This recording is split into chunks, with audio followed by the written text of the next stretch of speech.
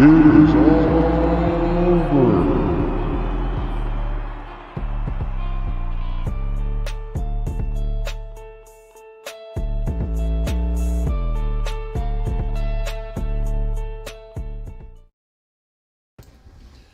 Good afternoon, everyone, and welcome to Hot Tag on this Flashback Friday. I am Jeff Watson, one part of the Insiders, and really excited to be joining everyone today. We're going to talk about who I think is one of the best heels of his time, and that's none other than Kevin Sullivan, the Taskmaster himself. So I'm really excited to share a little bit of information with all of you about Kevin Sullivan if you haven't heard of him before, or if you're a fan and it's been a while since you've talked about him or heard anything about him, then hopefully you enjoy this episode. Today I am flying solo, so I'm going to do the best that I can with this to try and keep up with everyone's comments and everything else. But thank all of you for joining us. I would like to do a few shout outs first. So famous KJ Carter, Monica King, Sean Rousset, Nails is here, Sonny Wolf, James Chadwick. Let's see who else is joining us today. Dave in real life. Yes, I am the one man band today. So, so obviously, most of you know that that Brandy is not feeling well right now.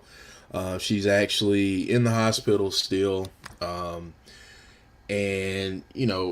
I just want to say thanks to everyone who has reached out to her and sent her messages or what have you. But I just want to say thank you to everyone for keeping her in your thoughts and prayers.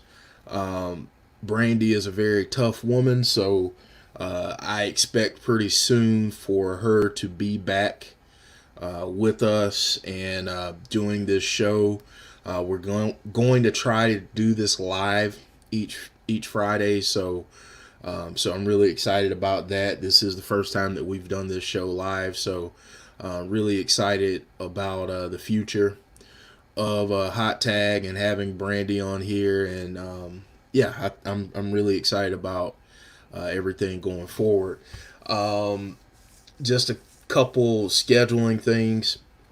We'll obviously be back on Monday for Abby's Window at 6 p.m. We will be back on Wednesday evening at 10:15 for the Insiders Wrestling Podcast.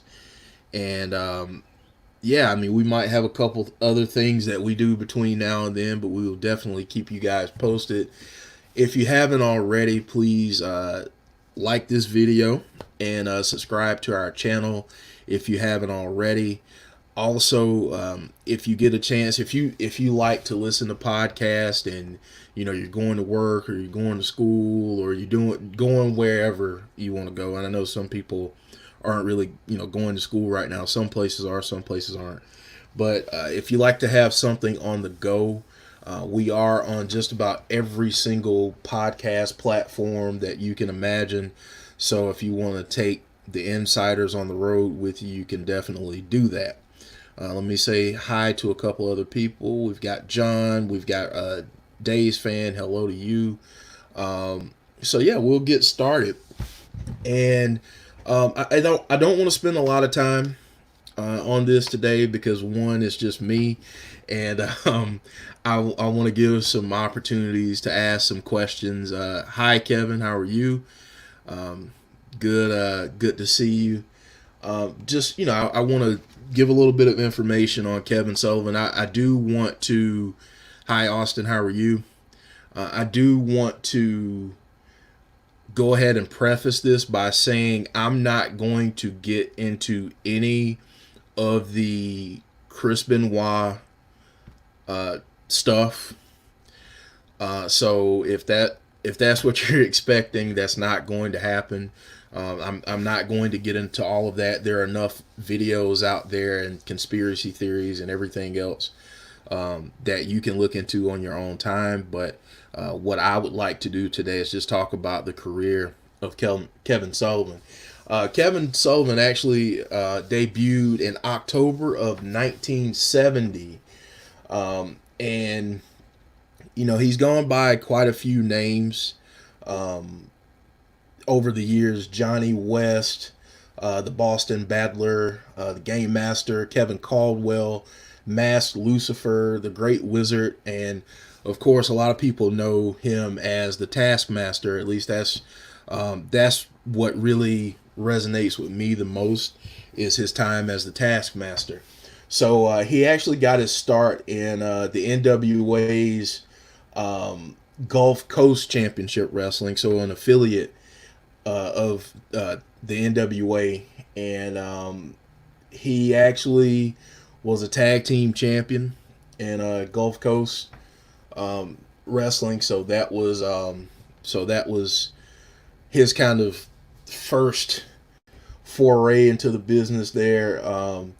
And he's tagged with a lot of people over the years. He's tagged with Ken Lucas, Mike Graham later in his career. He's tagged with a bunch of other people. But yeah, he's done. And I'm sorry to be distracted, but I've got like a ton of stuff going on around me, so I apologize. But yeah, he's tagged with a lot of people, including the Honky Tonk Man, and Jimmy Hart was actually his manager at at one point. So yeah, he's wrestled quite a few people, and done a lot of different things. He had a feud with Jerry Lawler early on in the early days of his first run really as a professional wrestler. He also had, like I said, Jimmy Hart as his manager, faced Jerry Lawler, and then we'll kind of move forward to really when he started hitting his stride and doing some of the things that he's most well known for. When he goes to Championship Wrestling from Florida, that's where we start to see the dark side of his persona. We start to see the quote-unquote Prince of Darkness gimmick that he had there. And he had a lot of legendary feuds once he got there. Most notably Dusty Rhodes, Barry Windham, and one of his former partners, Mike Graham. So yeah, he had a lot of great feuds. I mean, if you get a chance to go back and watch any of his stuff with Dusty Rhodes or Barry Windham, please go back and do that, because he was phenomenal in those feuds. One of the things that happened in his time in Championship Wrestling from Florida is he got this group together, and he was the Prince of Darkness, and he had a valet, and her name was the Fallen Angel, who would later be known as Woman in WCW and WWE. So there are a lot of stories, and Nels brings up a good point here. There are a lot of stories about him and his personal life. A lot of people did think that he was a devil worshiper. The way that he got into his characters and the depth that he gave those characters was so different. It was such a change at that point for a heel to do some of the things that he was doing, and that gimmick of having his faction and having a valet, having the Fallen Angel with him, was something that was very unique, very different. The type of gimmick that he was doing was very different at that time. So A lot of things that he was doing was just, it was setting the table for things that he'd do later. Um, he also had other feuds during that time with Austin Idol, superstar Billy Graham, Bruiser Brody, and Blackjack Mulligan, just to name a few. So I mean, um, you can tell that he's been in the ring with a lot of people. One thing that I think is very underrated about Kevin Sullivan is his work on promos. And if you look at the cadence of his promos and how he talks in certain situations, um, if you look at the pacing and the overall feel of just how he delivers his promos, was just absolutely fantastic. And there are a lot of comparisons out there to people today. One person that I think he that he kind of inspired in ways is Bray Wyatt. If you go back and look at some of Kevin's promo work, especially in WCW, and if you can dig up some things from Championship Wrestling from Florida, you'll definitely see what I'm talking about, because he is just he's just absolutely incredible on the mic. So I think you guys, if you check him out, I think you'd really appreciate what I'm saying here in terms of what he did on the microphone. So after his time in Championship Wrestling from Florida, he goes up to the Carolinas and to Jim Crockett Promotions, and which later becomes WCW. And when he got there, he started a faction called the Varsity Club, and the people in that club were Mike Rotunda and Rick Steiner.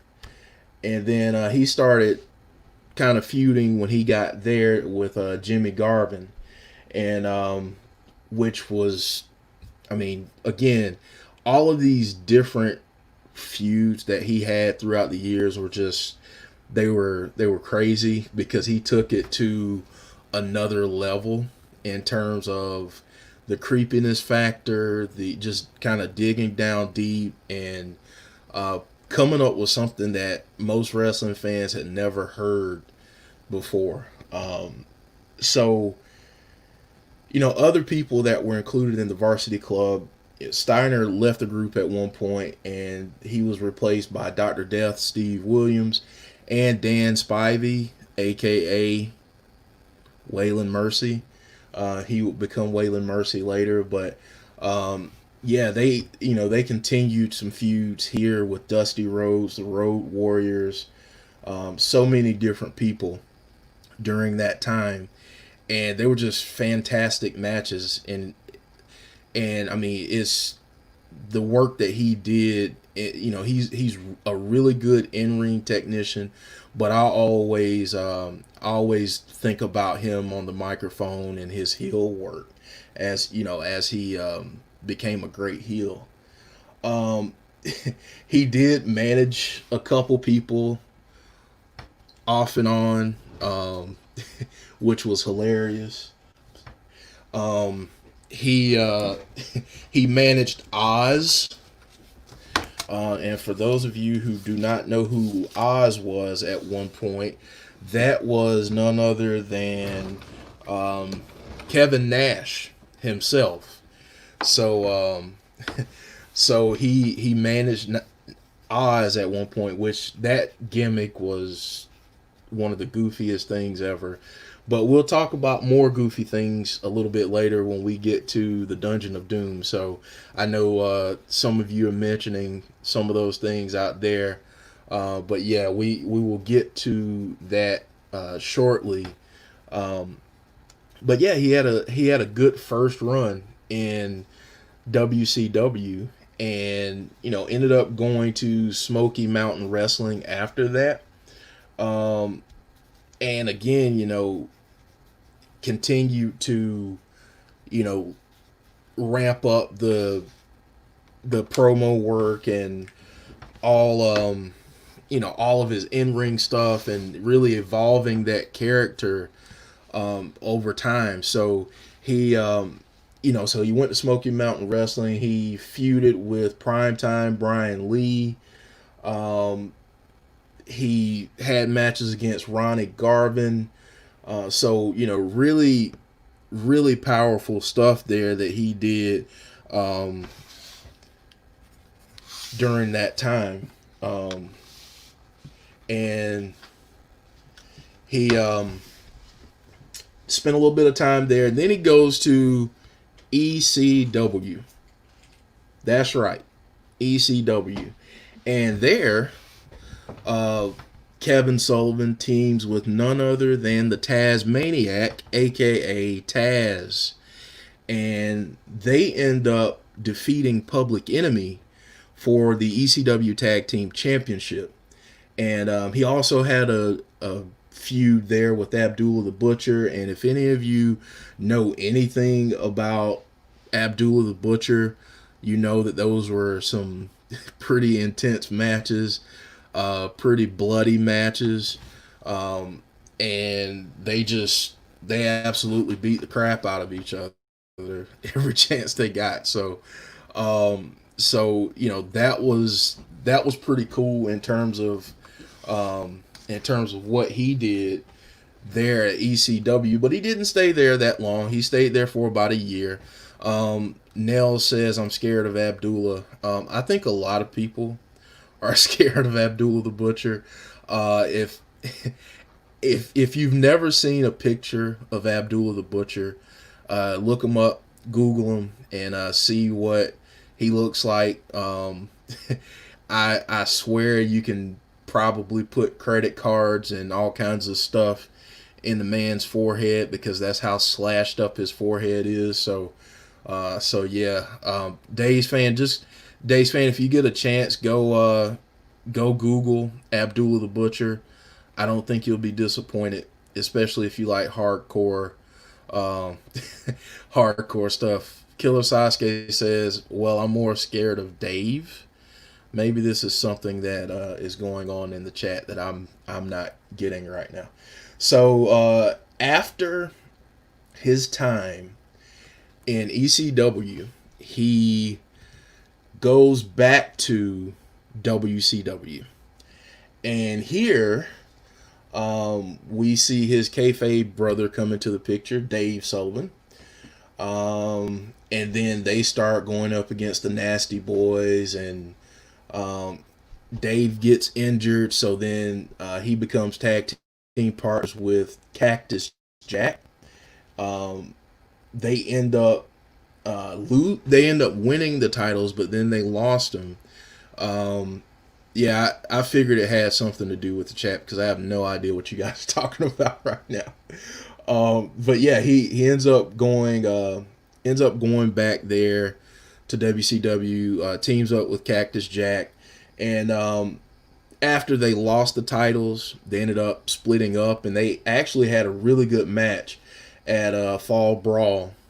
And the stipulation was the loser leaves WCW, and obviously that paved the way for Cactus Jack to head up north to WWE and do what he did in his career. So a little backstory there. Then we get into the Dungeon of Doom, and I wasn't the biggest fan of the Dungeon of Doom.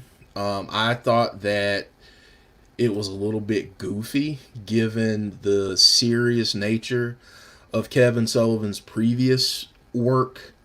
I thought it was a little bit goofy.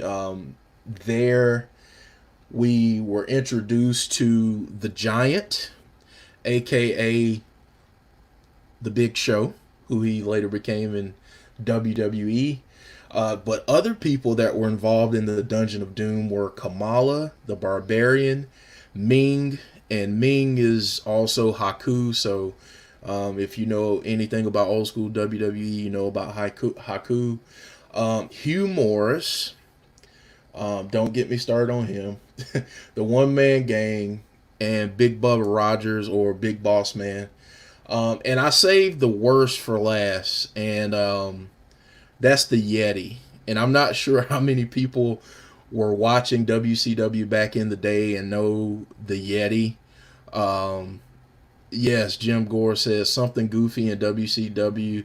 That's unheard of. Exactly right. Killer Sasuke, I hope not. Um, yeah, I'm not even attempting a Dave's voice right now, Nails. I can't do it. But yeah, the Dungeon of Doom. You know, they had a feud for a little bit with Hulk Hogan uh, when he came over.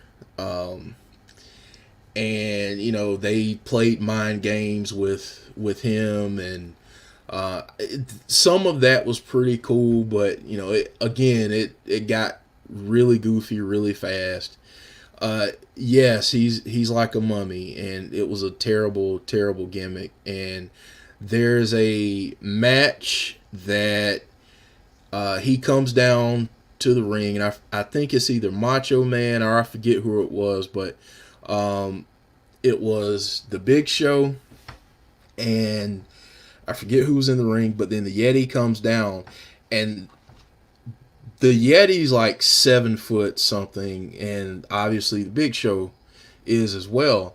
And it's like they almost lock arms around this person in the middle, and the Yeti just starts shaking and grinding against this person. Very weird stuff. Yes, there was, to answer Jim's question, yes, Zeus was a part of the Dungeon of Doom. I think it was Z Gangsta, but I'm not sure. But I do remember him as a part of the Dungeon of Doom. He was definitely there. What they did when Hogan came in is they brought a lot of people from WWF at the time over to WCW, like Brutus the Barber Beefcake, like Avalanche, One Man Gang, all of these different people. Nails, it did not look like Dirty Dancing, I can assure you of that. But yeah, they brought over a lot of different people just because they wanted to elevate the whole thing with the whole feud with Hulk Hogan. So yeah, they brought in a lot of different people that Hogan had worked with that you had seen a lot of big things from before. So, and then eventually the Dungeon of Doom would feud with the Four Horsemen and do some other different things before they finally before it fizzled out. So, and then now, I mean, and all throughout this, and even now, Kevin Sullivan has been working as a booker. So he worked as a booker for WCW for different stops that he's had, and even now he does a lot of booking for some independents and things of that nature. So yeah, he's still out there. He's 70 years old today, and he's still out there, and he looks just as good today, if not even better, than what he did prior. I mean, it's crazy to see the shape that he's in at this point, and obviously, you know, he's still connected to the business. So it's really good to see that he's still connected and still doing the things that he's doing. But yeah, that's honestly, guys, that's all I have in terms of information. I did want to open it up for questions, and see if anyone has any questions. This is going to be a shorter episode, but we'll definitely take some questions right now if any of you have those. And again, if you guys have not done so already, please like and subscribe to our channel. Like this video.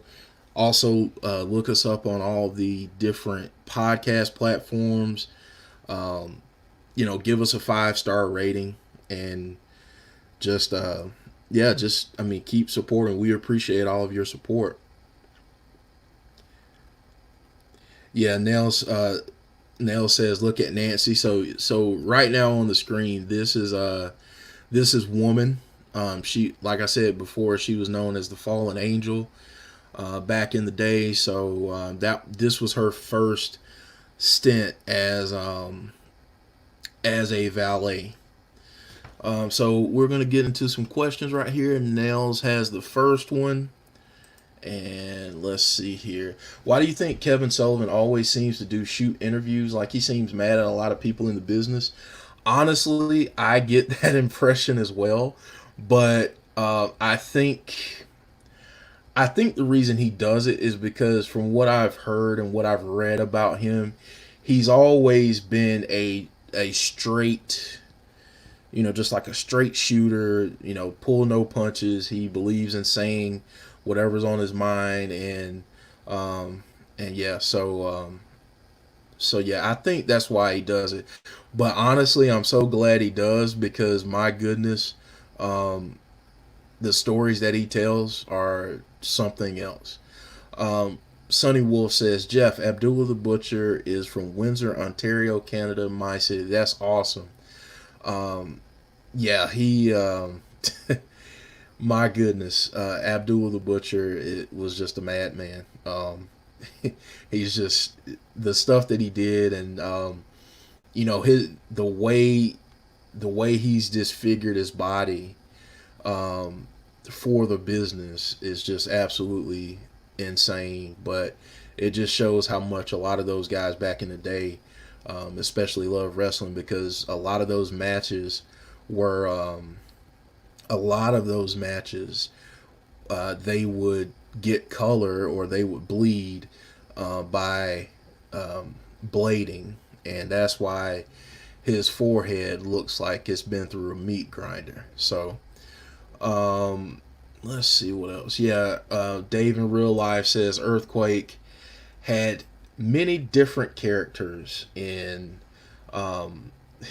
in WCW. That is an understatement. He had a lot of characters in WCW for sure. Um, let's see. I know someone. Okay, James Chadwick has a question here. If Kevin Sullivan was to manage anyone today, who would it be? Great question. That's a great question. Obviously, it's got to be someone that has, in my opinion, a darker character or a darker gimmick. I think obviously Bray doesn't need him, but if Bray wasn't a guy that was as well versed as he is and could, if he couldn't cut promos, that'd be a natural fit. But I also think that if we get this turn with Braun Strowman, I'd love to see Kevin Sullivan as a manager for Braun Strowman, because I think it would be absolutely fantastic. So yeah, absolutely. Um, let's see. Nell says, seeing as they are hinting at a new Four Horsemen, who would you have as a new Dungeon of Doom? Honestly, and I think, yeah, and Dave in real life asked the same question. Um, Obviously, the Dungeon of Doom back then was just really goofy at times. But if I had to do a new age Dungeon of Doom, I would have the Fiend, Bray Wyatt. I would have um, Finn Balor as the Demon, Demon Finn Balor. I'd have Aleister Black, and I'm trying to think of who else here. Just for a difference, I'd also throw in Damian Priest from NXT. And then you can obviously do some honorable mentions or some different people from different promotions. We could also say Abaddon, which I think would be really cool. So yeah, I think that would be my new dungeon. Sonny, the Dungeon of Doom was a group of wrestlers that had some kind of weird, outlandish uh, gimmicks. They had Kamala, they had Hugh Morris, who every other thing he would laugh. It was really goofy. They had I'm trying to think. The Shark, I believe, is one of Earthquake's many gimmicks that he had in WCW. But they had a lot of people, and actually they had Ming, aka Haku. This is a very old school picture, but this is the Dungeon of Doom. Just to kind of give you an idea of how goofy some of this was, but they would cut these promos in this dungeon, and this would be, where Kevin Sullivan would shine. He would be the voice of the entire group. So yeah, it was definitely in the beginning I kind of liked it, but it just got way too goofy. Nell says, why do you think wrestling and horror are so intertwined? That's probably too huge a question, but we always go back and forth with it. That's a great point. I think a lot of it has to do with characters, and these larger than life personas, larger than life characters, and a lot of times we get the dark side of characters in wrestling. So I think they draw a lot of inspiration in terms of how they model their gimmicks. I think they draw a lot of inspiration from these horror movie characters. You take a look at someone like The Fiend, and there are so many horror movie and horror callbacks with a lot of the stuff that Bray Wyatt does. You look at The Undertaker, and you think about how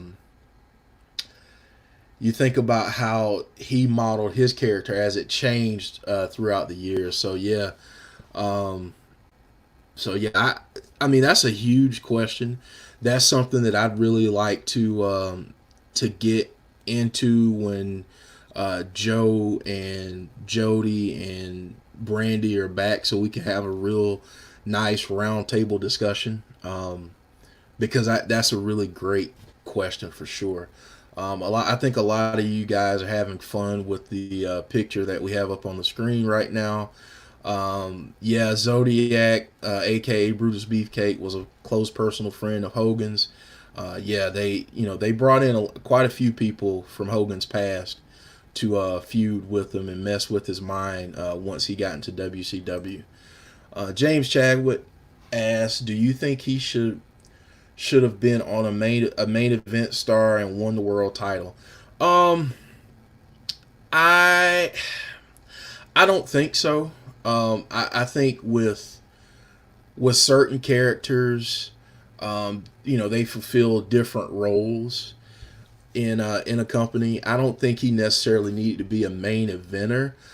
He had some notable feuds with main eventers, especially when you think about Dusty Rhodes, Hulk Hogan, and a lot of those guys. I don't think he needed to be a main eventer, but I do think that his spot in the company was exactly where it needed to be.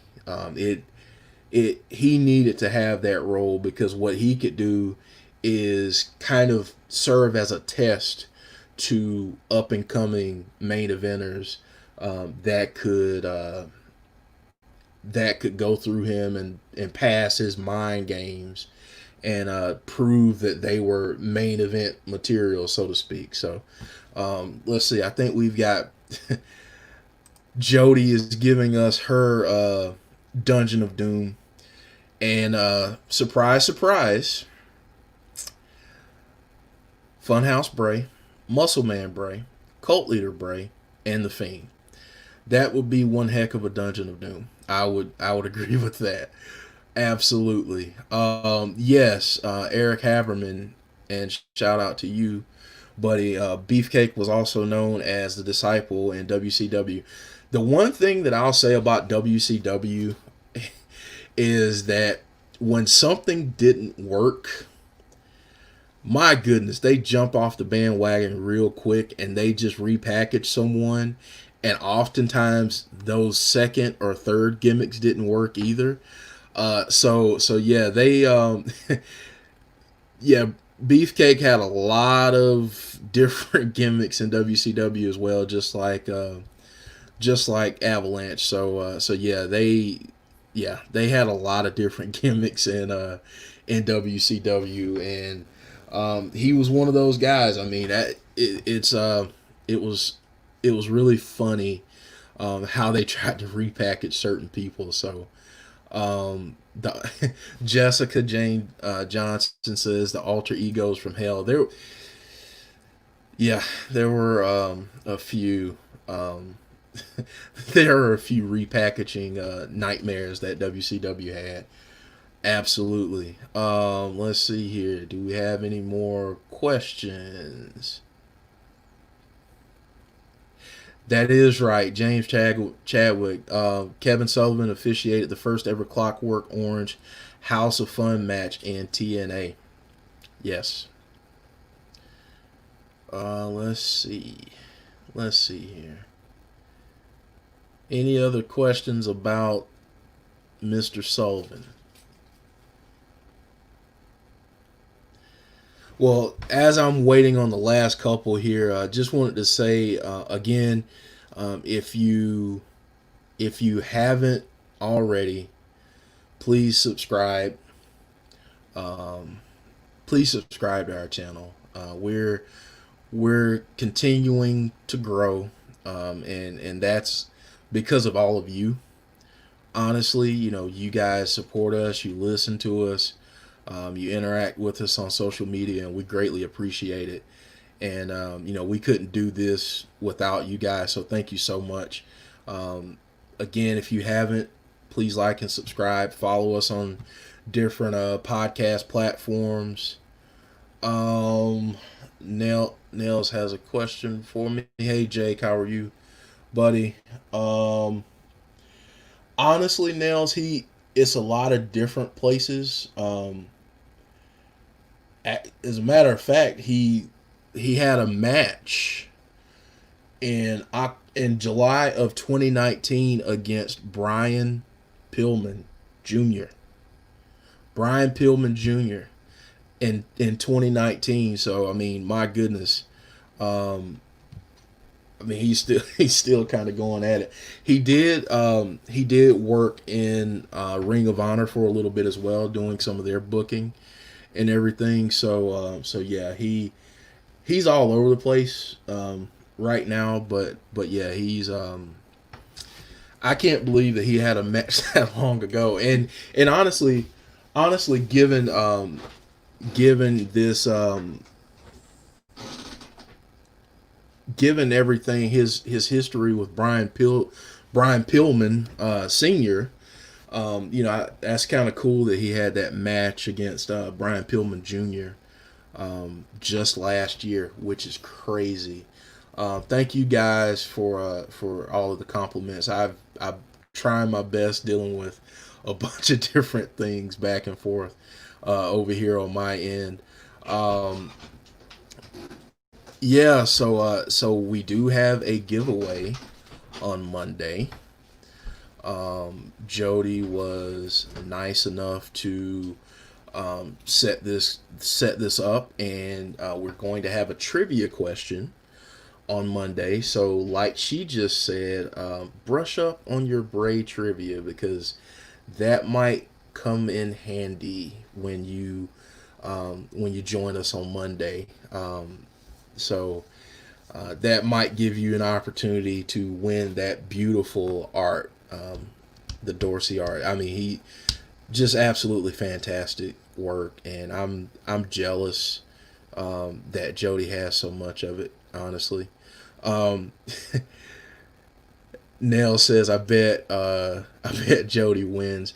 Unfortunately, Jody cannot enter, so that will open it up to the rest of you to have a chance to win. So yeah, Jody already has one, and she's going to be our game show host, our trivia host. So So yeah, you guys will have a chance to win that beautiful artwork on Monday night at 6 p.m. So I'm not seeing any other questions. So again, thank all of you for joining us tonight. Thank you for all the compliments. Thank you for putting up with me as I fly solo tonight. But thank you guys so much. Please like this video, subscribe to our channel, and check us out on all different forms of podcast. Check us out on Facebook, Twitter,